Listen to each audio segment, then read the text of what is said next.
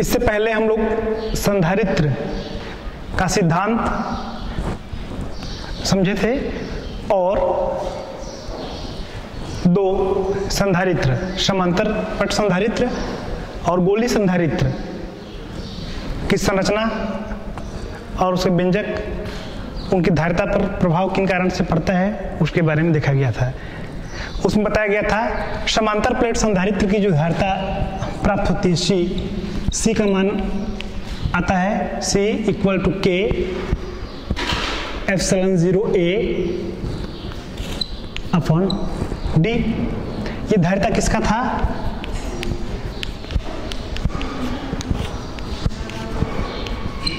समांतर प्लेट संधारित्र के लिए। और एक संधारित्र बताया गया था गोली,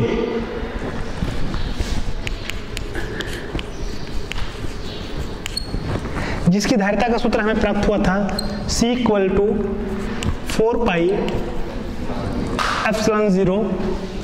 परावैद्युत माध्यम है तो उस स्थिति में उसको लेकर के एप्सिलॉन 0 K और AB upon B minus A, ये दोनों सूत्र थे। थोड़ा सा दोनों में तुलनात्मक देख लेते हैं। समांतर पट संधारित्र की धारिता C equal to K epsilon 0A upon D और गोली संधारित्र की धारिता C equal to 4 pi epsilon 0 K AB upon B minus A। धारिता को प्रभावित करने वाले जो सबसे शुरुआत में सिद्धांत बताया गया था उसमें वो तो एक जनरल सभी के लिए था।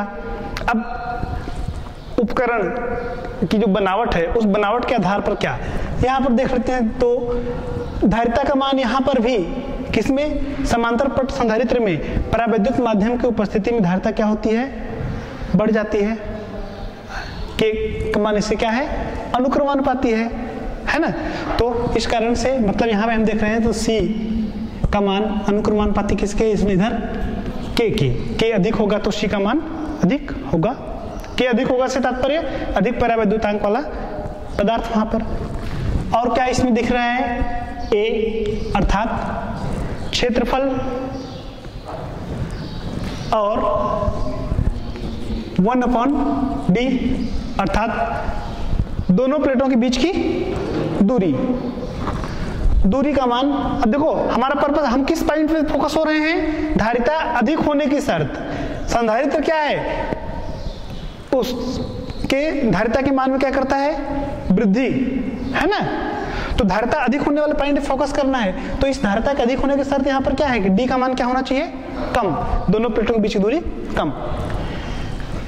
गोली संधारित्र पे हम देखते हैं तो यहाँ पर C का मान अनुक्रमानुपाती K के बिल्कुल पहले जैसे ही कंडीशन, परावैद्युत माध्यम। दूसरा C का मान देखो यहाँ अनुक्रमानुपातिक दिख रहा है, किसके किसके, A और B। A और B क्या है, त्रिज्या किसका, गोले, जो खोखली गोले लिए थे ना, एक आंतरिक गोला था और एक उसके बाह्य, उनकी त्रिज्या, अर्थात जितना अधिक त्रिज्या होगा उतना ही अधिक धारिता होगी। तीसरी स्थिति है 1/b माइनस A। अब इसको कैसे देखें, तो दोनों के बीच का अंतर का मतलब हम उसको सरल शब्दों में ले लें तो यह भी दोनों के बीच की क्या हुई, दूरी। जैसे यहां पर ये दूरी है, देखो मूल सिद्धांत के अनुरूप ही चल रहा है, बस अंतर बनावट के कारण थोड़ा सा आ रहा है। हम इसको प्लेटों के बीच की दूरी शब्द बोल रहे हैं, यहाँ पर हम इसको क्या बोल रहे हैं, दोनों गोलों के बीच की दूरी ही आ रहा है ना, ये अंतर। तो इस अंतर का मान अर्थात इस दूरी का मान क्या होगा, कम है, तब धारिता का मान क्या होगा, अधिक। इससे हट करके अब एक संधारित्र और देखते हैं, वह संधारित्र रहेगा हमारा अगला टॉपिक, बेलनाकार संधारित्र।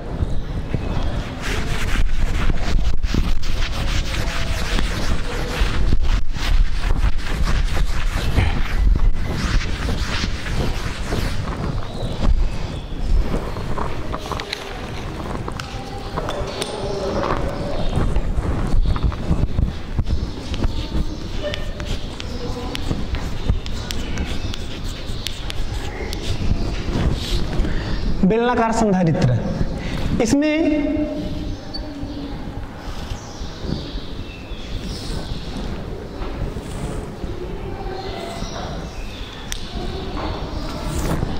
एक अक्ष के परितः यानी समअक्षीय कह सकते हैं,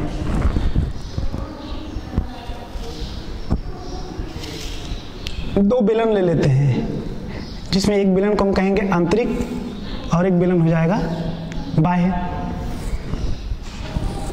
यहां पर हम मान लेते हैं आंतरिक बेलन की त्रिज्या है a, बाह्य की त्रिज्या ले लेते हैं b, अर्थात अक्ष से यहाँ की जो दूरी है वह a आंतरिक के लिए और बाह्य के लिए कितना b। आंतरिक बेलन को आवेशित किया गया, जिससे यह बेलनाकार भाग कैसा हो गया, पूरा धन आवेशित हुआ। ठीक, इसके नजदीक में कौन है बिना आवेश वाला दूसरा भाग, तो वह क्या कर रहा है, वहां पर क्या होगा, प्रेरण की क्रिया के कारण आंतरिक भाग पर विपरीत प्रकार का आवेश और बाह्य वाले पर समान। तो यहां पर क्या हो जाएगा, ऋण ऋण ऋण, इन सब में ऋण आवेश।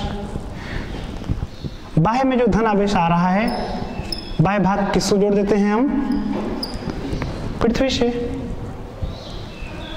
माना इस बेलन पर जो आवेश दिया गया है, कौन से, ए त्रिज्या वाले, उसके प्रति एकांक लंबाई में आवेश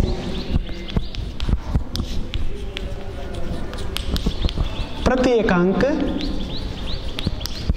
लंबाई आवेश मतलब क्या, ऐसा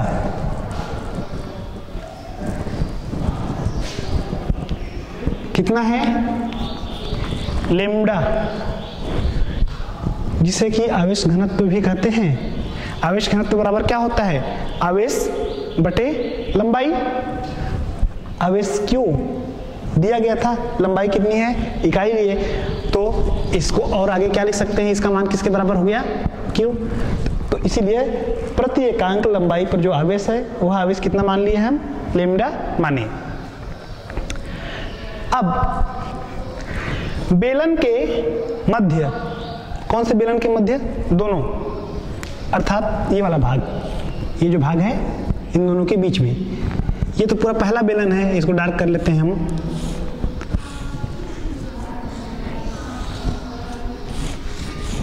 ये जो बेलन है और ये क्या है यहां पर, अक्ष। तो इस अक्ष से r दूरी पर, यहां पर नहीं बल्कि इन और इसके बीच में, इस बेलन, दोनों बेलनों के मध्य में r दूरी पर विद्युत क्षेत्र की तीव्रता, उस तीव्रता का मान हो जाएगा E बराबर 1/2 pi epsilon 0 k lambda upon r। समझ में आ गई बात। यहाँ पर लेम्डा क्या है, प्रति एकांक लंबाई पर आवेश का मान, r जो है यहाँ से उस स्थान तक की दूरी दोनों बेलनों के मध्य की, जहाँ पर हमको तीव्रता की हम गणना या जहाँ पर हम तीव्रता देख रहे हैं। k क्या है, इन दोनों के बीच में माध्यम का प्रविद्युतांक। अब इन दोनों के बीच में, अर्थात इसके और इसके दोनों बेलनों के बीच में विभवांतर, क्या, विभवांतर। तो विभवांतर बराबर क्या हो जाएगा, विभवांतर बराबर विद्युत क्षेत्र में एक बिंदु से दूसरे बिंदु तक के एकांक धनावेश को ले जाने में किया गया कार्य, यही बताया गया है परिभाषा। हाँ, तो ये हो जाएगा A और B के बीच विभवांतर बराबर, अभी जैसा कि बोले तीव्रता गुणी दूरी, बात सही है, लेकिन कई परिस्थितियां ऐसी हो जाती हैं कि उस परिस्थिति में हम जो सूत्र जानते हैं या जो सूत्र है एक ही कंडीशन या एक ही मान ज्ञात करने के लिए भौतिकी विज्ञान और गणित में एक से अधिक तरीके और सूत्र रहते हैं जो कि वहां पर संबंधित परिस्थितियों के अनुसार प्रयोग किए जाते हैं। हाँ, तो यहाँ पर तीव्रता गुणा जो दूरी है उस जिस सूत्र पे हम पहले इसके पूर्व के धारिता के मान को ज्ञात किए थे उस सूत्र से हट करके एक अन्य सूत्र का प्रयोग करते हैं। वह सूत्र कौन सा? विद्युत क्षेत्र की तीव्रता और विद्युत विभव में संबंध जो ऐसा बताया गया था, किस तरीके से? E = -dV/dr ऐसा व्यंजक बताया गया था जिसे क्या कहा गया था? दूरी के साथ विभव के मान में परिवर्तन अर्थात विभव प्रवणता, इसका उपयोग करेंगे। यहां भी वही संबंध है लेकिन गणितीय तरीका थोड़ा सा अलग तरीके का। तो ये विभवांतर बराबर हो जाएगा एकांक धनावेश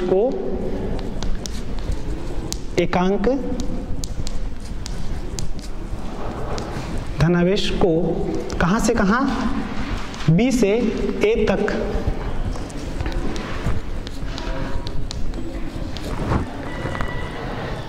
एकांक धनावेश को B से A तक के लाने में किया गया कार्य, A तक लाने में किया गया कार्य।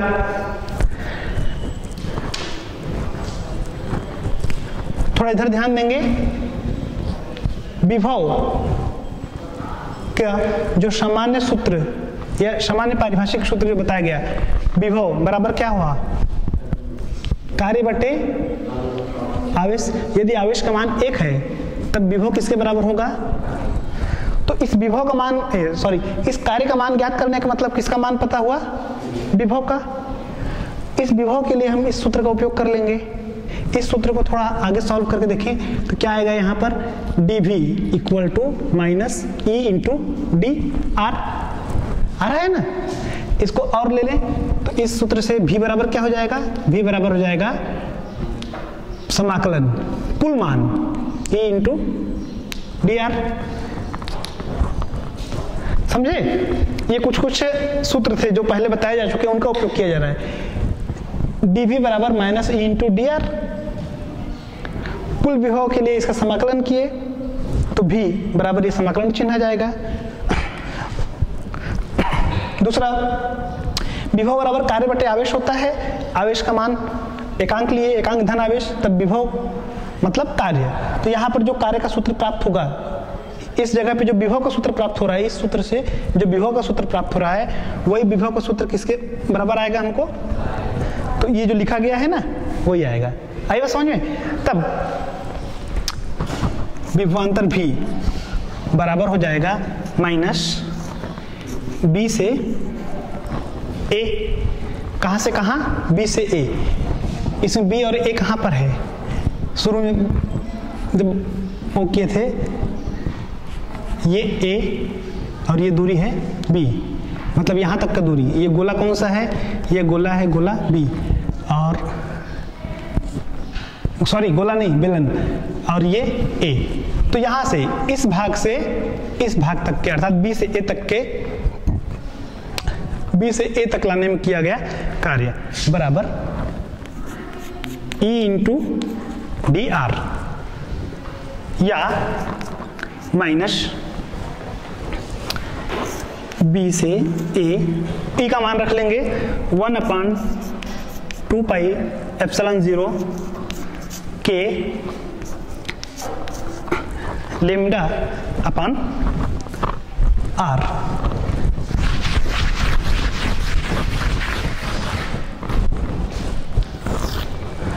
या V = -1/2πε0 इंटू λ/K और इधर हो जाएगा 1/r। ये जो dr है, E का मान रखा हूं मैं, यहाँ पर dr को लगा देंगे ऐसे इंटू डी आर। यह ऋण चिन्ह क्या दर्शाता है? ऋण चिन्ह क्या दर्शा रहा है? उसका विरोध कर रहा है, ठीक है, किसका विरोध करता है? उस धनावेश को लाने में जो कार्य करते हैं उस कार्य का विरोध। अब इसको समाकलन करते, कहां से कहां जा रहा है? बी से ए तक, माइनस 1/2 पाई एप्सिलॉन 0 के, इधर जाएगा लेम्डा, इसका हो जाएगा लॉग ई बेस पर आर, बी से ए। 1/x का जब समाकलन करते हैं तो कितना आता है? log x आता है, minus lambda upon 2 pi epsilon 0 के। चलो इसको मान रख लेते हैं, तो आ जाएगा a minus log E base पर कितना? b।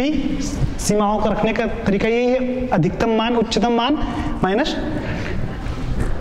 थोड़ा सा क्रम चेंज कर दें तो ये आ जाएगा माइनस 2 पाई एप्सिलॉन 0 के, इधर हो जाएगा लॉग ई बेस पर, ये पहले आ जाएगा b minus log a. Log m minus log n बराबर क्या होता है? Log m upon n।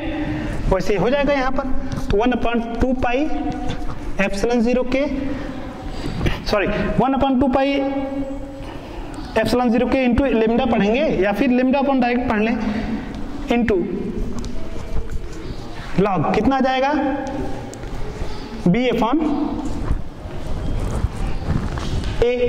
ये किसका मान आया? v का मान। v का मान कितना आया यहाँ पर?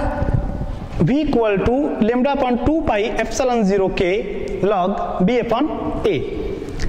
यदि इस संधारित्र की धारिता कितनी है? c है। इस संधारित्र की धारिता क्या है? c। तब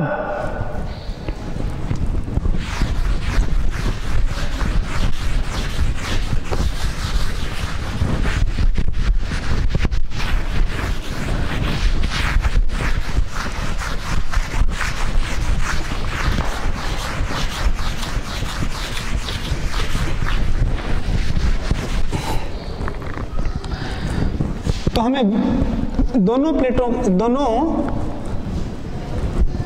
बेलन के मध्य जो विभव अंतर प्राप्त हुआ था वह आया था v। v इक्वल टू कितना आया था? लेम्डा अपॉन 2 पाई एप्सिलॉन 0 के लॉग ई बेस पर b अपॉन a। यदि इसकी धारिता c है तो c इक्वल टू हो जाएगा q अपॉन v, संधारित्र की धारिता। यहां पर हम मान रखते हैं, प्रारंभ में बताया गया था प्रति इकाई लंबाई पर आवेश का मान, q का मान कितना? लेम्डा। v का मान यहां से रख लेते हैं, इसको दे देते हैं समीकरण नंबर 1। तो समीकरण 1 से मान रखने पर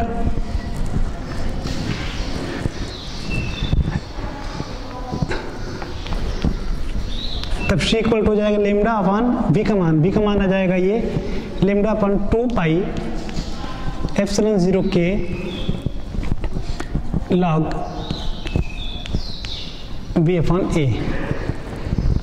यह राशि और ये राशि कट जाएगी, कट कैंसिल हो गई, ये नीचे से पद ऊपर चला जाएगा। 2 पाई एप्सिलॉन 0 के upon log b upon a, या c equal to 2 pi epsilon 0 के, c equal to 2 pi epsilon 0 के इको 10 के आधार पर बदलते हैं तो क्या जाएगा? 2.303 लॉग 10 बेस पर b अपॉन a। ये किसका मान आया? संधारित्र की धारिता का मान। कौन से संधारित्र का? बेलनाकार संधारित्र की धारिता का मान आया c equal to 2 pi epsilon 0 के अपॉन 2 पाई 303 लॉग 10 बेस पर b अपॉन a। इससे एक चीज आ रहा है कि अधिक धारिता के लिए K का मान अधिक होना चाहिए। यहाँ पर ये देखो C का मान अनुक्रमानुपातिक रूप में है तो K का मान क्या होना चाहिए, अधिक होना चाहिए धारिता अधिक आने के लिए। और दूसरा है B/A का मान कम होना चाहिए। ये जो है B/A, B/A का मतलब जो बेलन है उनकी त्रिज्या के अनुपात का मान क्या होना चाहिए, कम, तब हमको जो धारिता है वह अधिक प्राप्त होती है। ठीक है, यह था बेलनाकार संधारित्र की धारिता का सूत्र C = 2πε0K upon 2.303 log B/A। यदि इसमें यहां पर K का मान कितना रहे, 1, तब इस सूत्र कैसा हो जाएगा, तब की स्थिति में सूत्र हो जाएगा C = 2πε0 अपॉन 2.303 log 10⁻⁴ B/A। यह सूत्र हो जाएगा। ठीक है, C = 2πε0 अपॉन 2.303 log 10⁻⁴ B/A। धारिता है ना, मात्रक लगा लेंगे इसमें, फैरेड प्रति मीटर।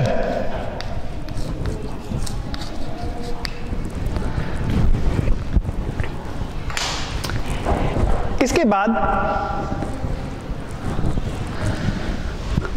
हम देखेंगे अगली स्थिति।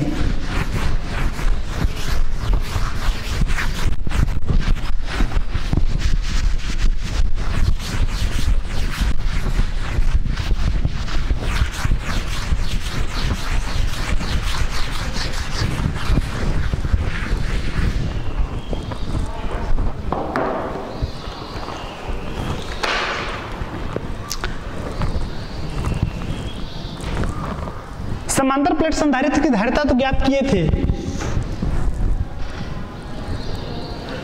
अब समांतर प्लेट संधारित्र है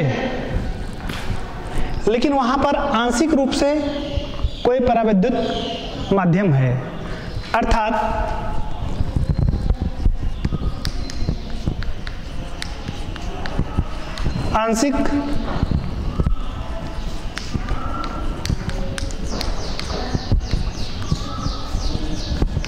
आंशिक रूप से परावैद्युत पदार्थ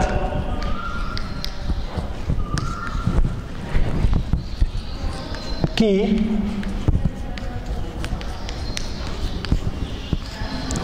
उपस्थिति में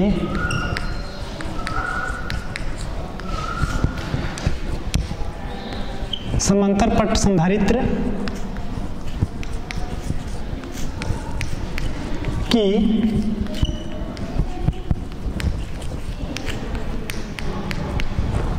धारिता, जैसे प्लेट A है,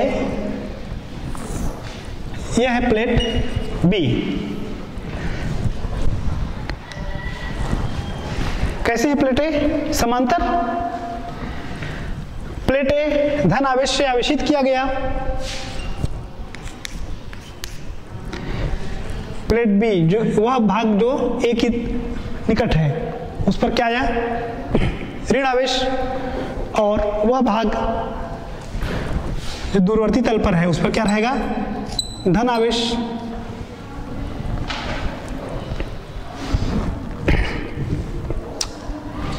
इन दोनों प्लेटों के बीच की जो दूरी है, माना वह दूरी है D। अब इस स्थिति में तो हम तीव्रता का सूत्र पहले, तीव्रता नहीं, धारिता का मान पहले ज्ञात किए थे। अब यदि ये मान लिया जाए कि इन प्लेटों के बीच में, इन दोनों के बीच में कोई पदार्थ है जिसका परावैद्युतांक कितना है, K, उस पदार्थ को रख दिया जाए, ये रख दिए। ये पदार्थ को रखिए, इस पदार्थ की मोटाई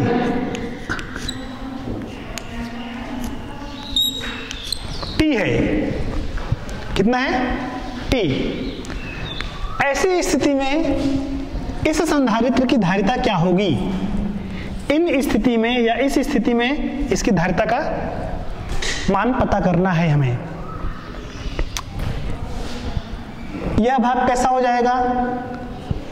ऋण, और यह भाग कैसा? धन। इनकी जो प्लेट है, कौन सी प्लेट? प्लेट ए और प्लेट बी। माना प्लेटों पर आवेश का पृष्ठ घनत्व, प्लेटों पर आवेश का पृष्ठ घनत्व से तात्पर्य है आवेश का वितरण। सिग्मा इक्वल टू है, सिग्मा है, जहां पे सिग्मा इक्वल टू आ जाएगा Q अपॉन A, अर्थात A क्षेत्रफल पर कितने आवेश वितरित हैं? Q।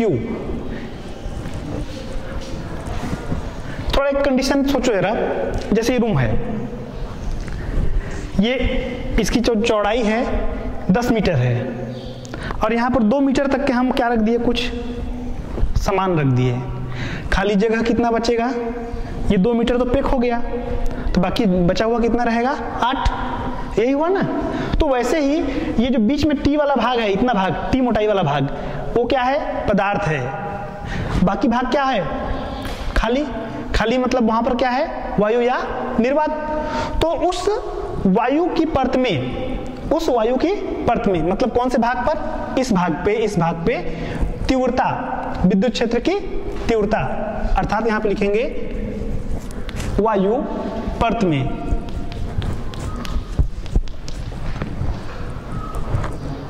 वायु परत में तीव्रता निकालना रहेगा हमको।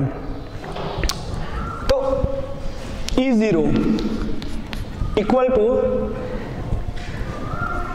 Sigma upon epsilon 0।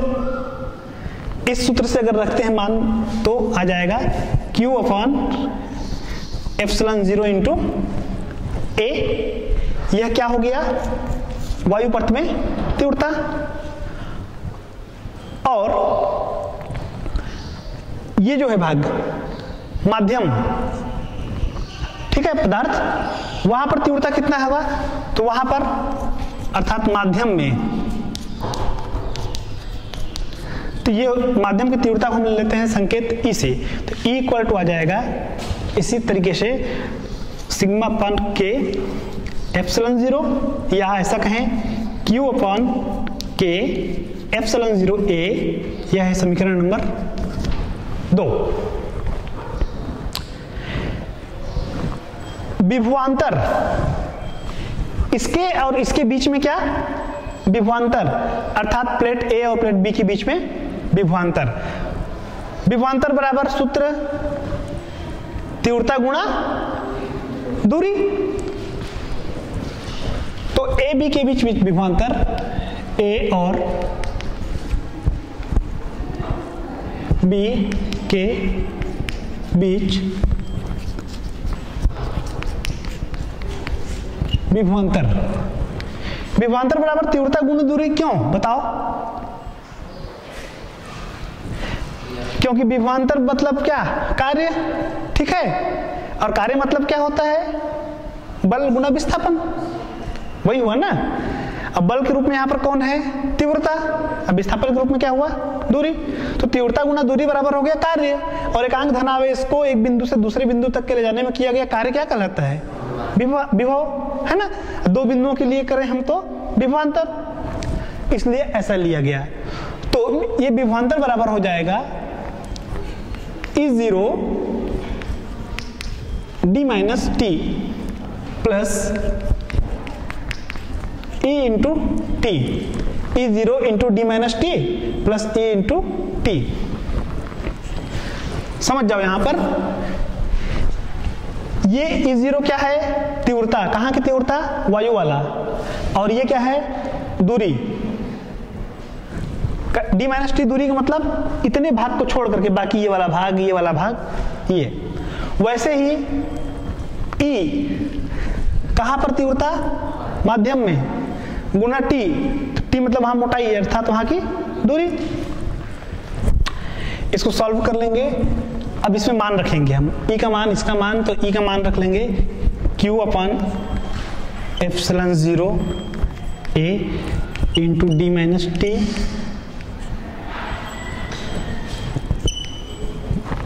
Plus Q upon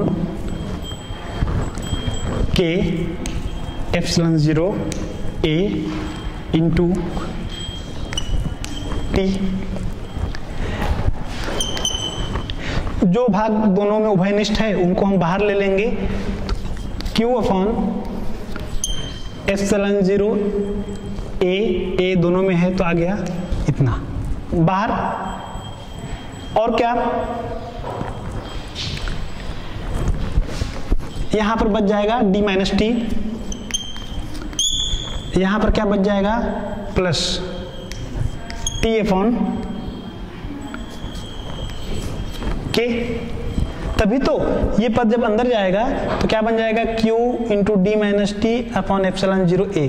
यही पद जब यहाँ पर गुणा होगा तो क्या बन जाएगा Q इंटू T, देखो Q इंटू T, और एप्सिलॉन 0 A है, K बचा हुआ है तो K को यहाँ पर कर लिए, दे क्या गया ऐसे।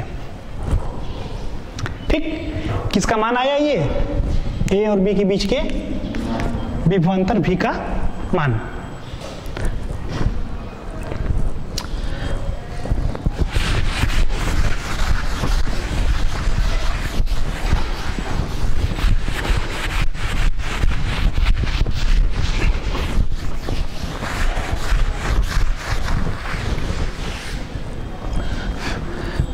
तो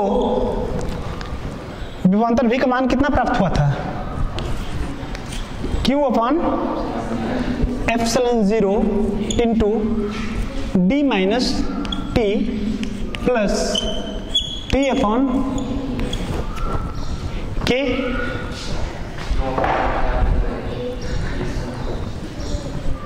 V equal to Q upon epsilon 0 A। ठीक है, अब देखो इसमें क्या है, V equal to Q upon epsilon 0 A। जब यहां पर गुणा हो जाएगा तो Q into D minus T upon epsilon 0 A। कौन सा का हो गया ये, वायु वाले का।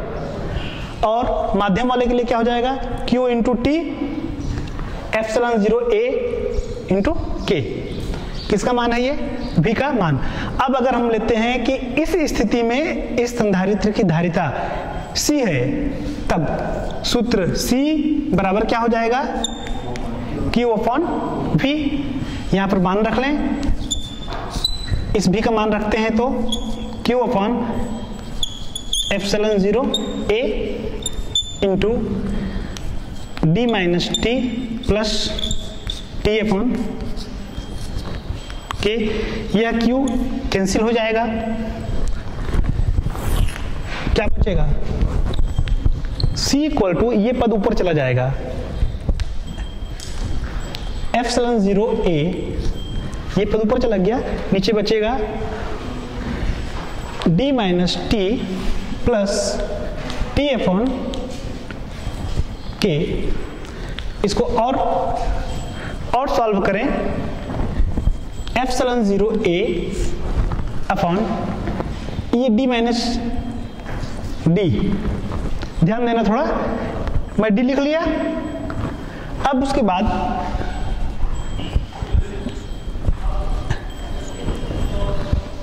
D के बाद देखो ये जो है ना, इन दोनों में से मैं T को उभयनिष्ठ लूंगा तो ये माइनस T 1, यहाँ 1 बचा। जैसे ये माइनस T का मल्टीप्लाई अंदर होगा तो क्या जाएगा यहाँ पर माइनस T, ये वाला पद बन जाएगा।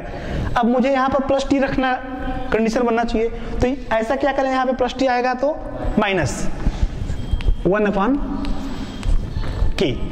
तो C इक्वल टू प्राप्त हुआ epsilon 0 A upon D minus T into 1 upon K। यह है आंशिक रूप से अगर परावैद्युत माध्यम है तब की स्थिति में C equal to epsilon 0 A upon D minus T into 1 upon K, धारिता का मान।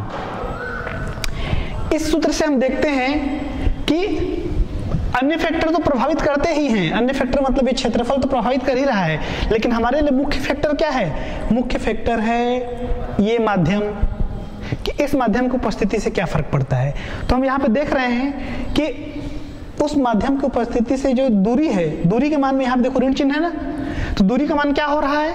कम हो रहा है। प्रारंभ से ही बताया जा रहा है दूरी जैसे कम होती है तो धारिता का मान क्या होता है? बढ़ जाता है। अर्थात निष्कर्ष ये आ रहा है कि समांतर पट संधारित्र की दोनों प्लेटों के बीच, दोनों पट्टों के बीच में आंशिक रूप से परावैद्युत माध्यम भरे जाने पर उसकी धारिता बढ़ जाती है ना। तो यह था संधारित्र के बारे में। तो हम लोग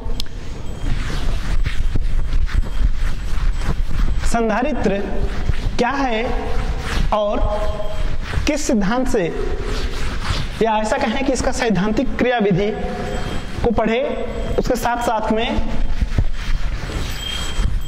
संधारित्र के प्रकार जिसके अंतर्गत समांतर प्लेट संधारित्र, गोलीय संधारित्र, बेलनाकार संधारित्र और एक स्थिति जिसमें समांतर पट संधारित्र की प्लेटों के बीच में कोई माध्यम हो, उस स्थिति में धारिता का व्यंजक प्राप्त किए। ठीक है, ठीक है, फिर धन्यवाद।